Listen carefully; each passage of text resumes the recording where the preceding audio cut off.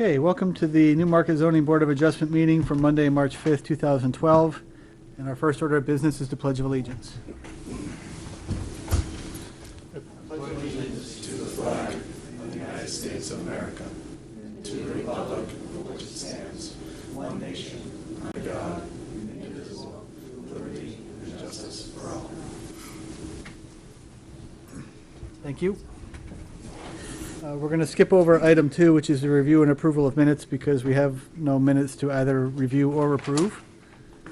And we're going to move to item number 3 of our agenda, which is an application by Newmarket Mills LLC.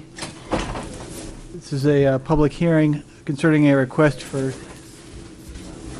3 variances. The first variance is referenced section 4.02A4 of the Newmarket zoning ordinance to permit directional signage to be located on the streetlights around the property. The signs will have an area size of no more than 3 square feet and will be hung upon the top of the light poles. Mr. Chairman, I'd just like to point out for the record that I have done work on the project for the town as an inspector for the town's portion of the project. But it doesn't impact my ability to act on this in any way. Okay. Thank you, Bob. The second variance request is from section 4.05A to permit more than the allotted amount of freestanding signs per lot. This will include 1 freestanding parking sign at the accessible entry point of Penstock Way. Third variance request is from section 4.05A3 for 12 projecting brackets to support signs representative of the commercial businesses located in the mill. The full application is available in the zoning office of the town hall during normal business hours. The property is located at 55 Main Street, tax map U2, lots 365, 366, and 367 in the M1 zone. And before we get started, have all the butters been notified? If the applicant would like to step forward and address the application, please introduce yourself. Good evening. I'm Eric Chinberg, the manager of Newmarket Mills LLC, and we're here tonight with our property management and marketing team. Brent Schoen, Brittany Reville, and Jen Chinberg, who's bringing my glasses. We're over here, Eric. Thank you. So thank you for meeting with us tonight to discuss this ordinance request. You summarized the 3 requests in your preamble, and so I'm not going to repeat the actual request from the specific parts of the ordinance, and really just get into generally going through the 5 criteria.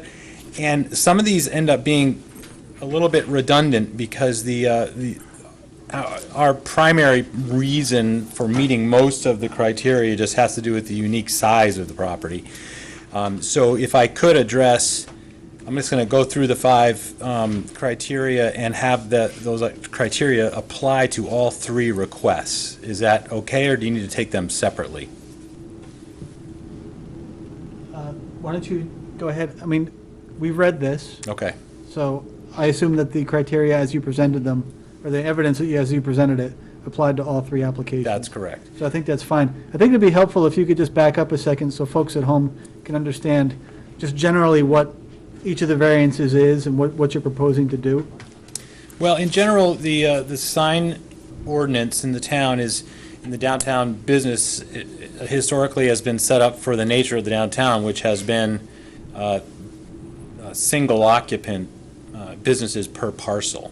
So the signs are, the signage limitations are pretty much set up on the understanding that you have a parcel of land with a single business operating on it. Mm-hmm. We have several parcels of land and a very, very large building, which used to be a single business, and as everyone knows in these times, you can't have a 200,000 square foot business in downtown. So we're going to end up, I think currently we have about 20, and we expect to have around 30 to 35 businesses ultimately. So, the first one has to do with the wayfinding signage, which was on streetlights, just to help guide people around the various parcels to the businesses. And the size of the signs is not what needs the variance, it's the fact that they're mounted on light poles, or on streetlights, is that correct? That was just the first, that's a fairly minor first one, yes. And we want to have them be protruding signs on light poles, which under the strict interpretation of the ordinance was not permitted. And your other point about the sign ordinance is that it basically contemplates a parcel with one business in it, or a lot with one business in it, whereas the reality is that you have multiple businesses in the same space as used to be occupied by fewer businesses. That's basically. Right. Right. Understood. Sorry, carry on. So in general, we're looking to have wayfinding signage, which is just small signs no more than 3 square feet mounted on light poles. And then we have several parcels that handle our parking, and they have different entrances. So we wanted to have freestanding signs at each entrance to parking lots to let people know that that's restricted parking, there's some municipal spaces and visitor parking and whatnot.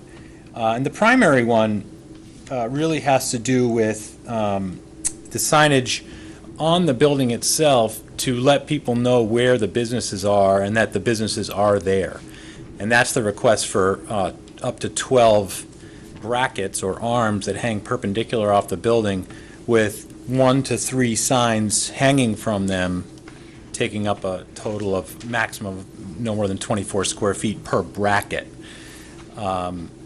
So that could actually be, as the best indicator right now is the sign that's up there that is has 3 businesses on there, all having to do with the Bailey Bag Works and the Bike Factory.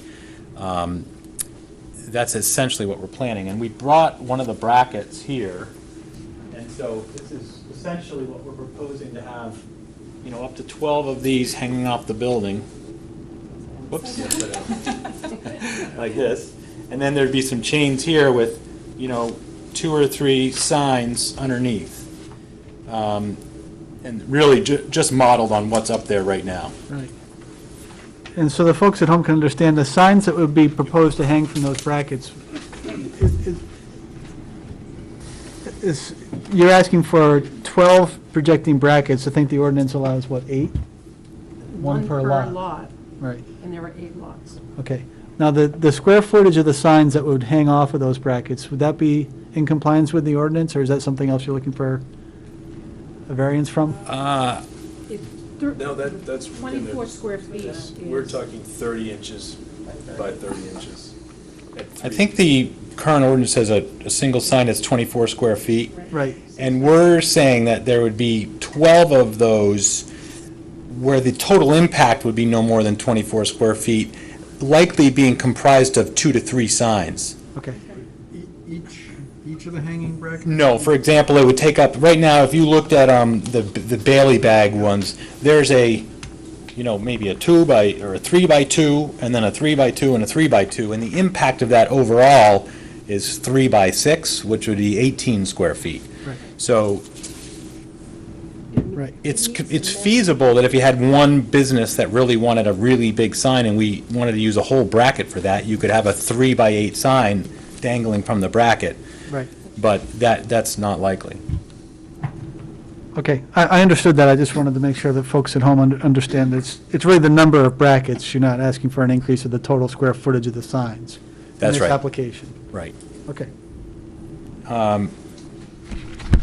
So that's essentially it. We're looking to have the wayfinding signs on light poles. We're looking to have some freestanding signs at the entrance of the parking areas to guide people as to where to park, and then we're looking for 12 of these projecting signs, like we just discussed. The wayfinding pole signs are the ones that are labeled under the hanging banners for streetlights? Is that the way? Yes. Yep. I think you have this page in your packet.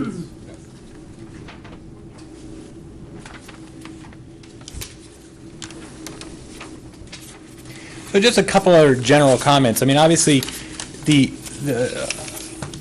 ordinance was set up, again, assuming, if you look at the average parcel size in the downtown district and the average street frontage that a building takes up, they're a fraction of our property. Our building is about 365 feet long, for example. Mm-hmm. There's a lot of storefronts in town that are 20 feet wide, or 24, something like that. So you could literally fit 15 of those storefronts or those smaller buildings along the facade of ours. Mm-hmm. So we think the spirit of the ordinance is still met, and there wouldn't be a greater density of signs if we put 12 here as there would be if that was a downtown where there was 12 separate buildings.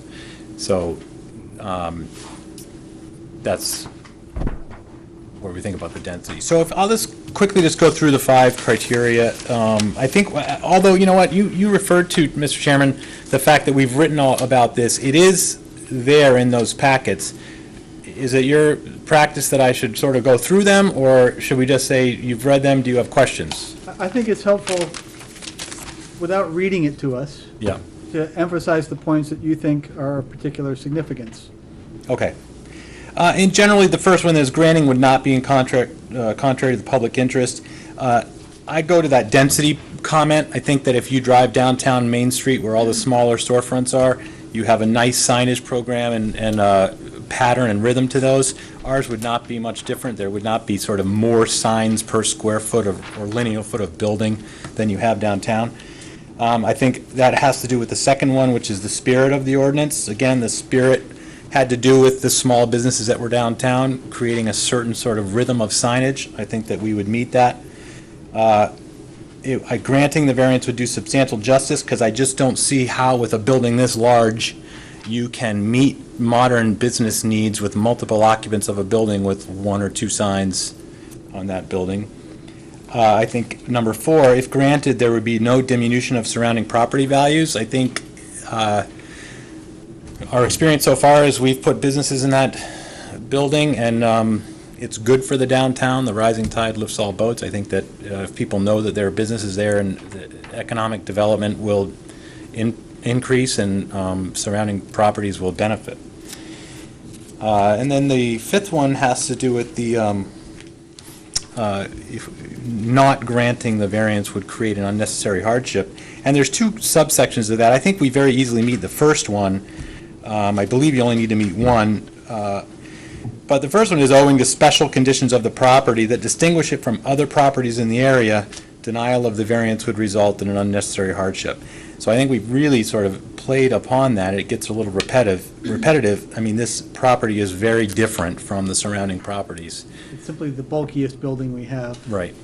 And it So- is the largest volume of space we have. And So that's our, there's no other comparable property in town. correct. So that's our comments in a nutshell, and we're open to questions.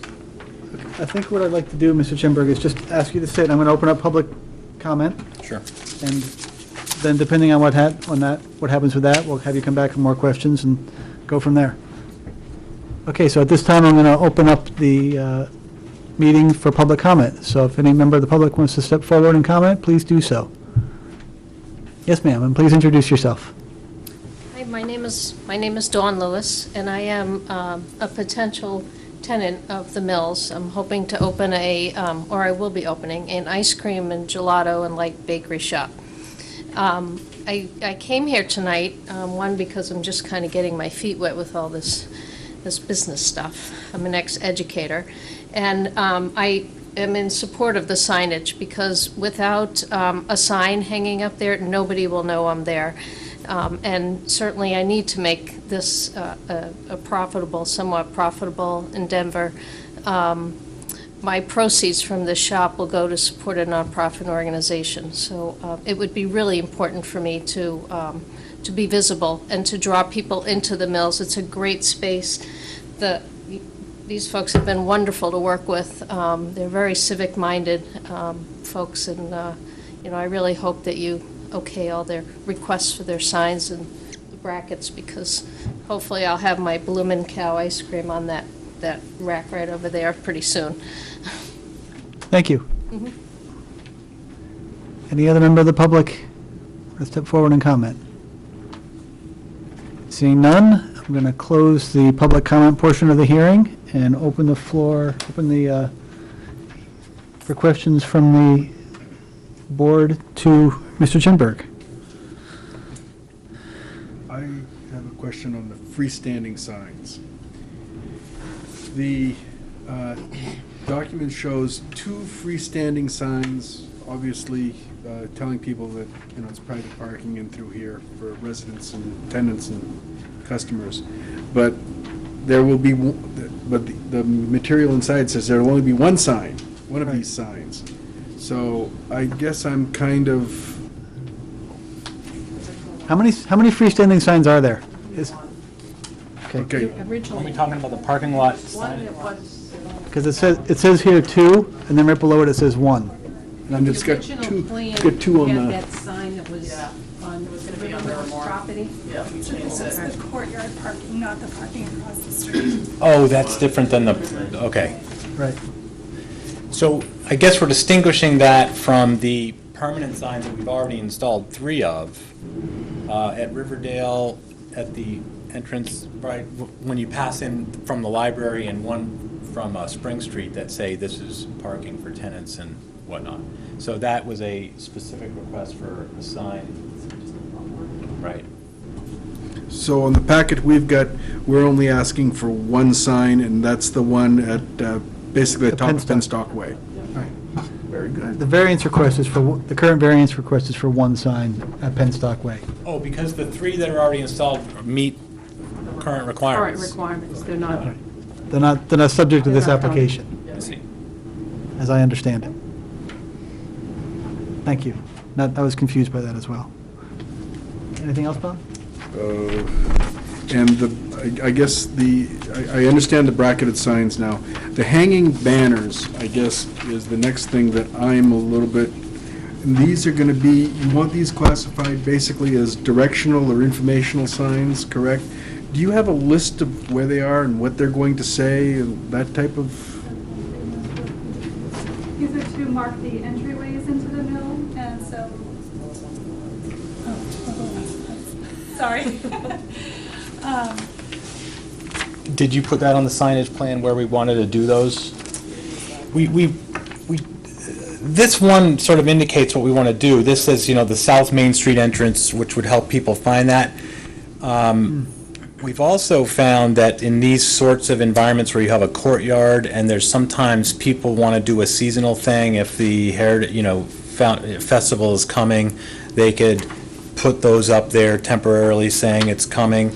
So I don't know if that's, I guess we weren't really specific on the plan. I think we were looking for sort of a general ability to put this type of sign on light poles. And these are all within the Private courtyard area proper, they're not Yes. on the Main Street side of things, they're inside the property? That's correct. On the property proper. That's the way I understood it. Property proper, okay. How many light poles are there? okay. About 10 of them, but we wouldn't put it probably on all 10. In the courtyard area? Spanning from one end of the lot to the other, yeah. And we have more than that over in the parking lot, but we wouldn't need them over there. And the management company would have authority over these signs, for example, if there was a festival coming up, they'd have to go through your group to make sure that everything's consistent with That's right. that. So the impact to residents on Main Street would be 0. Correct. Can I just clarify for the board and for members of the public that typically directional signs are permitted signs. They're exempt from permitting requirements. However, because these signs are greater than 2 square feet in size, I believe it is 13.5 I think it's no more than 3 feet. square feet is what they're looking It's- for. Right, but that's why a variance is necessary, because of the dimensional parameters, if you will, under which they are permitted currently. So right now, you can have a directional sign with no commercial message indicating an entrance or exit to a site, which these are directional, with a message area of 2 square feet or less. And it's my understanding that the banners are approximately 13 square feet in size. So the big banners were already approved, and they weren't part of this application. That's what you're telling me? Right. I look at this as no more than 3 square feet. That's what the application. These are just the little light Okay, pole but- ones. But the requirement is 2 square feet in order for them to be exempt from sign permit requirements. Where's that? Understood. That's under section 4.02, paragraph A, exempt signs, subparagraph 2, directional signs. It's on page 40 of my zoning ordinance. Okay? Wayne? Okay, so that's the first one. So the reason they need a variance is because the signs are going to be larger than 2 square feet, but they're going to be less So- than 3. So if I wanted to put signs on inside my property, not on the not on the front of my property, I would need a variance? Just to If they were show? larger than 2 square feet, technically. Really? No, they would have to be exempt. They would be exempt from the permitting requirements, meaning you don't have to get a permit for them.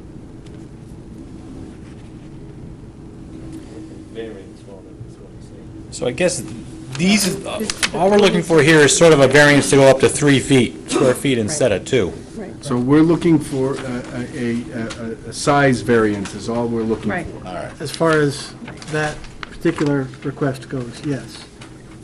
Okay. As far as the first variance request goes, yes. You okay with that?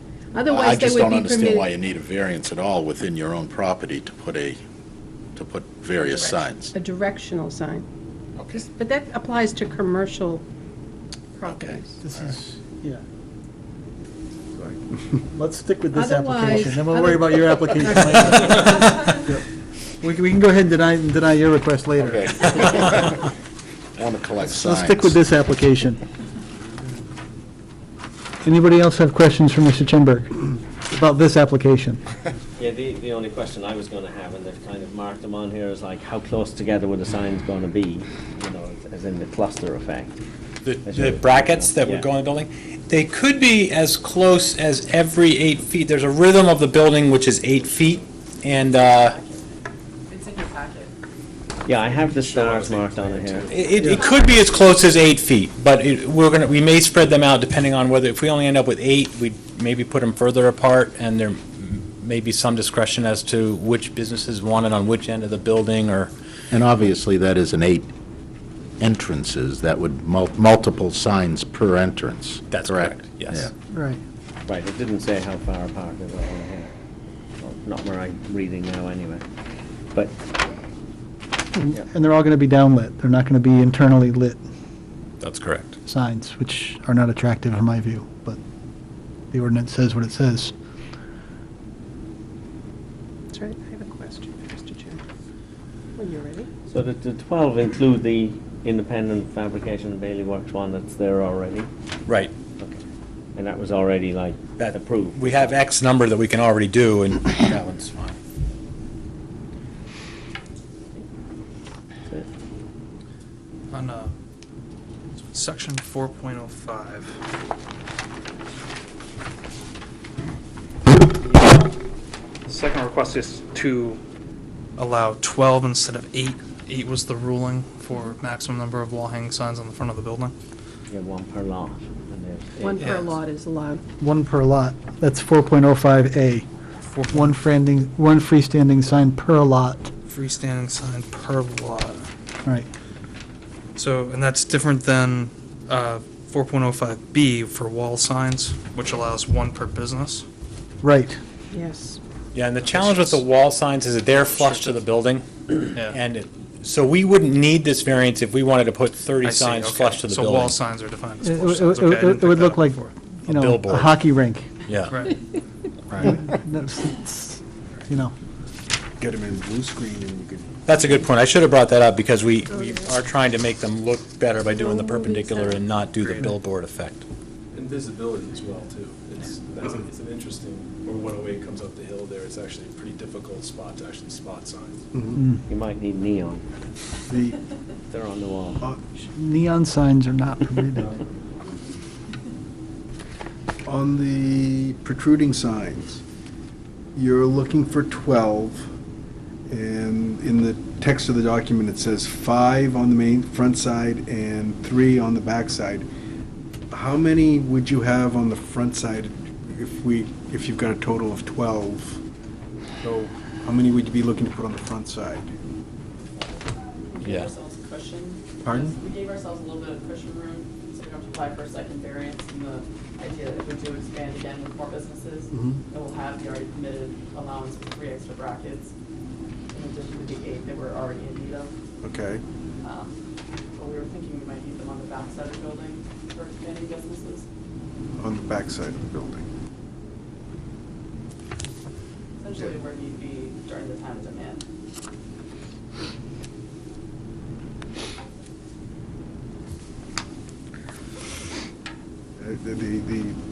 I'm not sure everyone heard that. How many on the front and how many on the back? Well, it says inside, in the text over here, it says 5 on the front. And this comes up to 8. So 5 on the front, 3 on the back. They're asking for 12. My concern is, and it's probably not founded, is that they're gonna put 9 on the front and 3 on the back. And The density of it will. density of them is there. And I'm just trying to get a sense of how would they balance that if they go to the maximum of the 12. Well, I guess I would like to modify that request then to say that of the 12, we would like to, have up to 9 of them on the front. And again, that's over 360 feet of building. It's just easier to Makes it define it clearer now. Yeah. And that way there's nobody coming up, down the road a piece and say, well, that wasn't the intent when we Right. spoke about it. Yeah, no, that's a good point. Okay. Anything, Bill? And Anything further? I have nothing else. I was going to make a stab at a motion if you guys are ready. I have a question that I'd like to ask Mr. Chimber. This is, if I may, Mr. Chairman. Go ahead. This is a historic preservation tax credit project where there's a very critical review by the state and by the Department of Interior, I believe. Are there requirements? Do they also fall to the signage as well? So do We you showed have to them a assure that there's- prototype of the one that we put up, and they were happy with it. And then we had somebody wanted to do an awning, and they said absolutely not. So, yeah, it's been vetted. So that there is consideration to historic preservation guidelines as part of the signage plan, so they have to comply with those requirements. Okay, thank you. I just assume all that's done before they get here. Right. And the other point I wanted to make is, I was directly involved with the planning board in modifying the zoning 3 years ago for the M1 district, and it was indeed an oversight that we didn't include new signage requirements specifically for the mill project. So I think the argument that the current standards really are not applicable is a valid one. Bob, did you have anything further? No, I think we've got, Okay. Got what you need? I think so. And Jerry, anything from you? I guess I'd just like to say that I like the idea very much of the hanging signs and for the main reason of visibility for the businesses and so on.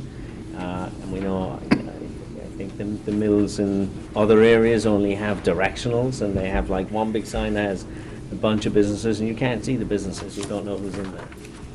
So that's it. If there's nothing further, I'll entertain a motion. All right, so the way I understand it is this on the front here says Section 4.02, paragraph A, subparagraph 4. But what we just discussed, now I'm under the impression that subparagraph 2 is the one that we're really having a problem with, right? Subparagraph 4 does, subparagraph 3 applies, because we're dealing with projecting signs. Are you are you referring to 4.02 or 4.05? 4.02. Okay. No, First part here. That is correct. 4 is the, 4.02 subparagraph 4, which Okay. allows And that, A4, which allows business name or directional sign with a message area of 3 square feet or less, which are Okay. located over doorways. right, these are not located over doorways. Right, so we're looking at, for Penstock Way, which is the directional sign with no commercial message indicating entrance or exit to a site with a message area of 2 square feet or less, which is what you said before, was the problem, that the sign was going to be 3 square feet. I'm just trying to make sure I got the right one here. I think the first variance request for the directional signage located on the light poles, as you just said, is 4.02. Right. It's really A2, isn't it? It's A2, that's correct. A2. And it says, and I read out A4 earlier, which is incorrect. Yeah, A4 is. what's Whereas the written out. freestanding entrance sign is 4.05A. Right. So I guess I'll start with 4.02, paragraph A, subparagraph 2. Okay. So, motion to grant a variance to section 4.02, section A, subparagraph 2 of the zoning ordinance to allow a directional sign of 3 square feet at Main Street and Penstock Way. Before anybody seconds that, does that sound okay? Is that going to work? I'm not sure. It's, how much latitude have we got to work with, I mean, the way it's worded here, we're looking at 4.02A4. Yeah. The Penstock Way sign is one of the larger ones Correct. that The we've larger done in the one, parking right. lots. Right. And it's not a directional sign, Bill, so. We're just Yeah, hung trying to figure out up what now it's supposed to because be. on the application, it says hang on. That's actually one of the Hang on. We're just hung. Am I okay? Okay. We're just hung up now because in the agenda that we have before us, and the notice that was put out, it was for a variance from 4.02A4. And that's a mistake. It should be 4.02A2. And I think the question that's coming up is what is our latitude to deal with I think you're within. the intent of the ordinance You're rather within the than- intent of the ordinance, and you're within the correct section. I think you could interpret that either way. I mean, he's proposing a 3 square foot sign. Right. The facts are not changing. It's an issue of the notice that's gone out. I could make the motion a little more generic to just say That's 4.02, section A, to allow a 3 square foot directional sign. So the record is clear. It's a bigger one. Isn't that, what size is that sign? It's a bigger one. We're just talking about the single directional sign at Penstock Way? Yeah. No. We're not even there yet. Okay. He's gonna rephrase his motion. We're gonna do this one at a time. Okay. Right. And what he's gonna do is rephrase his motion, which hasn't even been seconded, to say that the variance request is from section 4.02A for the purpose of granting a variance to permit the directional signage of no more than 3 square feet mounted on the streetlights. Okay? And we're just going to do that, then we're going to take up the others. Is that sufficient for the record, as Yes, I modified think by so. the chairman? Yes. Okay, I agree to that. So looking for a second then. Second. Further discussion? All those in favor, please signify by saying aye. Aye. All those opposed? Okay. So that's Thank you. number 1. That's for the banners of no more than 3 square feet, That's the banner. hung on the streetlights. Right. The first variance request. Okay, Okay? all right. I'm happy to entertain a motion on the second request. All right, so the second one, if I understood correctly. All right, so the regulation allows only one freestanding sign per lot, and this is for the 12. This is the second one that we're doing, correct? Yes. Sorry. So I'll make a motion to grant a variance to section 4.05A to allow 12 freestanding signs located at and around the mill buildings at 55 Main Street. No. Not freestanding, they're projecting. 12 signs. projecting fan. Yes. So, However, you can substitute. Projecting. wait a second. The second variance request is for the freestanding parking sign. All right, do that one next. You're doing the third. You're doing the third. Okay, You so mixed the the- second and the third together. Makes a second. Okay, so this is for the single freestanding parking sign. We do this every day when we have a matinee on Saturday. It's So- complicated. So rephrase, so to, tell me if this sounds correct. Grant a variance to section 4.05A to allow a freestanding sign On And- Penstock Way. on the corner of Main and Penstock. At the accessible entry point of Penstock Way. Yeah. I would just read it right off the notice. Perfect.